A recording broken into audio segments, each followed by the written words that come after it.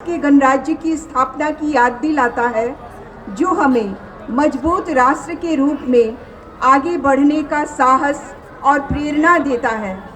आज हम लोग उन महापुरुषों को भी याद करते हैं जिन्होंने भारत को स्वतंत्रता दिलवाने और भारतीय संविधान को लागू करने में महत्वपूर्ण भूमिका निभाई।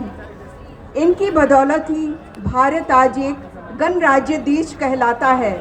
देश की आज़ादी के लिए अनेक स्वतंत्र सेनानियों ने अपने प्राणों की आहुति दी है। झारखंड राज्य की धरती के महान सपूतों सिद्धू कान्हू, भगवान बिरसा मुंडा, जतरा भगत, तिलका मांझी, शेख बिहारी, विश्वनाथ साहदेव, गणपत राय आदि के त्याग एवं बलिदान को भी हम नहीं भूल सकते।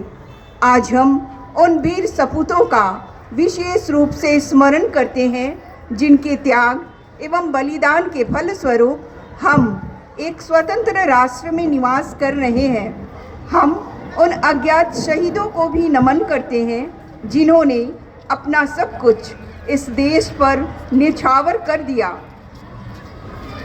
हम सभी अवगत हैं कि हमारा देश सदियों तक विदेशियों के अधीन रहा, किंतु हमारे पूर्वजों ने शारीरिक एवं मानसिक यातनाएं सहकर अपने सर्वस्व का त्याग करके तथा अपने प्राणों की आहुति देकर हमारे देश को आज़ाद कराया।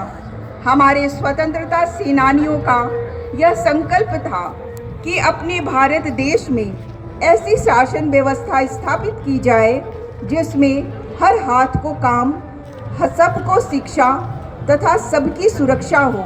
अपने इस संकल्प को साकार करने के लिए उन्होंने एक लोकतांत्रिक संविधान की रचना की, जो विश्व के रंगमंच पर एक अनूठा, अद्वितीय एवं विशालतम लोकतांत्रिक शासन पद्धति के रूप में विद्यमान है। आज ही के दिन हम सब नागरिकों ने भारत को एक सार्वभौमिक, समाजवादी, धर्मनिरपेक्ष गणतंत्र राष्ट्र बनाने का संकल्प लिया था। संविधान के प्रधान शिल्पी डॉक्टर भीमराव अंबेडकर की उन बातों को भी, जिन्होंने संविधान सभा में कही थी, हमें याद करना चाहिए। उन्होंने कहा था कि संविधान के लागू होने के बाद यह प्रत्येक नागरिक का दायित्व है कि वे संवैधानिक अनुशासन और मर्यादा का पालन करें।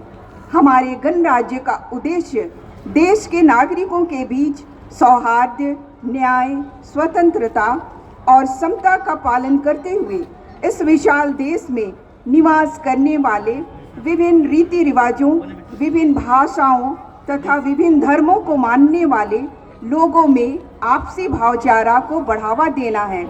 इस प्रकार 26 जनवरी 1950 को संविधान के माध्यम से न्याय, समानता एवं स्वतंत्रता की बुनियाद पर तैयार किया गया हमारे संविधान द्वारा हमें भाषा, प्रदेश, जाति जैसे विभिन्न असमानताओं से आज़ाद कराया।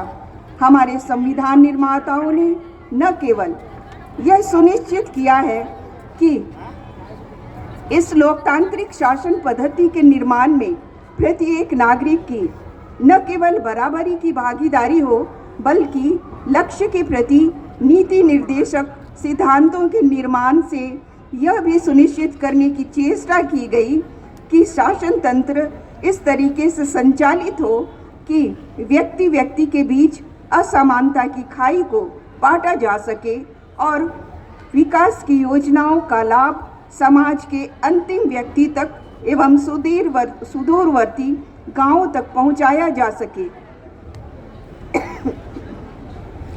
हमारे संविधान ने हमें आधुनिकता एवं प्रगति का मार्ग दिखाया, जिस पर चलते हुए आज विश्व में भारत एक शक्तिशाली राष्ट्र के रूप में खड़ा है।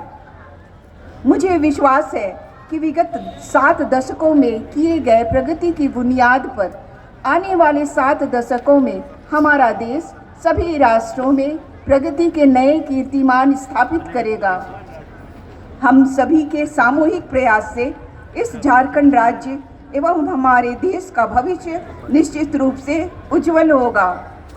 आज ही के दिन 26 जनवरी सन 1950 ईस्वी को हमारा देश गणतंत्र घोषित हुआ तथा भारत का अपना संविधान लागू हुआ।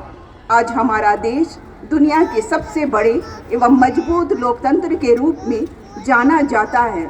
हमारा देश प्रशासनिक गतिशीलता, आधारभूत निर्माण कार्य, वैज्ञानिक अनुसंधान, स्वास्थ्य, शिक्षा, शांति, सुरक्षा एवं विकास के नए आयामों की ओर अग्रसर है। हम भारतीयों ने समूचे विश्व में अपनी प्रतिभा का परचम लहराया है। पूरे विश्व में यह सशक्त एवं उदारवादी लोकतंत्र के रूप में भारत की एक अलग पहचान है। हमारे लोकतंत्र में विधायिका, कार्यपालिका तथा न्यायपालिका अपने अपने कर्तव्यों को बखूबी निभा रहे हैं। हमारे देश में लोकतंत्र केवल राष्ट्रीय अथवा राज्य के स्तर पर ही नहीं बल्कि ग्रामीण क्षेत्रों में भी स्थापित है। ग्रामीण क्षेत्रों में ग्राम पंचायत एवं शहरी क्षेत्रों में नगर निकायों द्वारा लोकतांत्रिक तरीकों से प्रशासन का संचालन किया जाता है। इन लोकतांत्रिक संस्थाओं को अधिक से अधिक अधिकार देने और सुदृढ़ करने हेतु राज्य सरकार कृत संकल्प है। मुझे विश्वास है कि आने वाले दिनों में यह संस्थाएं हमारे लोकतंत्र का सशक्त आधार बनेंगी, किंतु यह भी आवश्यक है कि यह लोकतांत्रिक संस्थाएं अपने जिम्मेदारी का निर्वहन उचित तरीके तथा पूरी ईमानदारी से करें। राज्य का यह लक्ष्य और हम सबों का यह प्रयास है कि हर एक गांव में विद्यालय और विद्यालयों में गुणवत्ता युक्त शिक्षा हो, स्वास्थ्य की बेहतर व्यवस्था हो, सभी लोगों को पीने का स्वच्छ पानी मिले और शौचालय की सुविधा हो और हर घर में बिजली की उपलब्धता हो। जब हम एक विकसित क्षेत्र की परिकल्पना करते हैं तो यह आवश्यक है कि विकास के ये आयाम क्षेत्र को सुदूरवर्ती गांवों के अंतिम व्यक्ति तक पहुँचे तथा समाज के वंचितों को विकास की इन योजनाओं का लाभ मिले।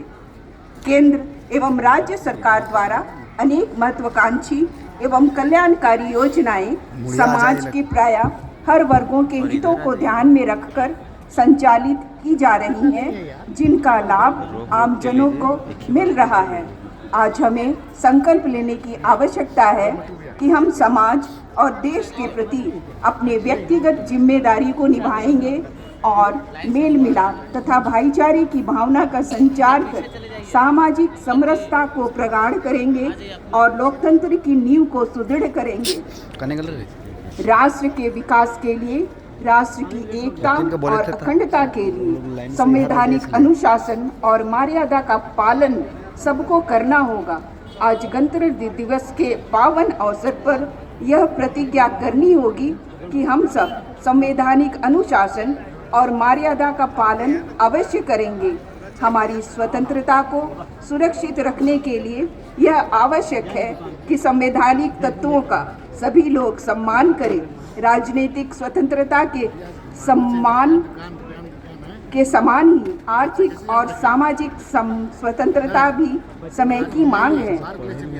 मेरी आप सबों से यह हार्दिक अभिलाषा है कि देश एवं राज्य के विकास में सकारात्मक प्रयास करते हुए यहाँ की मूलभूत समस्याओं के समाधान में व्यक्तिगत रूप से हर संभव सहयोग करेंगे।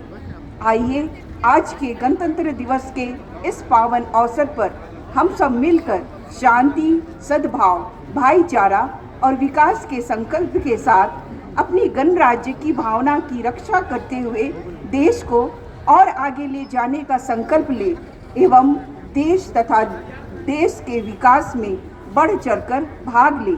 मैं पुनः गणतंत्र दिवस की शुभकामनाओं के साथ यहाँ के निवासियों को हार्दिक बधाई देती हूँ। परेड में शामिल सभी पुलिस पदाधिकारियों, जवानों तथा छात्र छात्राओं को उत्कृष्ट परेड के प्रदर्शन के लिए विशेष रूप से बधाई देती हूँ। साथ ही यहाँ के सभी पदाधिकारियों, जिले के प्रशासनिक और पुलिस पदाधिकारियों को भी बहुत बहुत धन्यवाद देती हूँ। एक बार आप सबों को गणतंत्र दिवस की हार्दिक शुभकामनाएं। जय हिंद, जय भारत, जय झारखंड।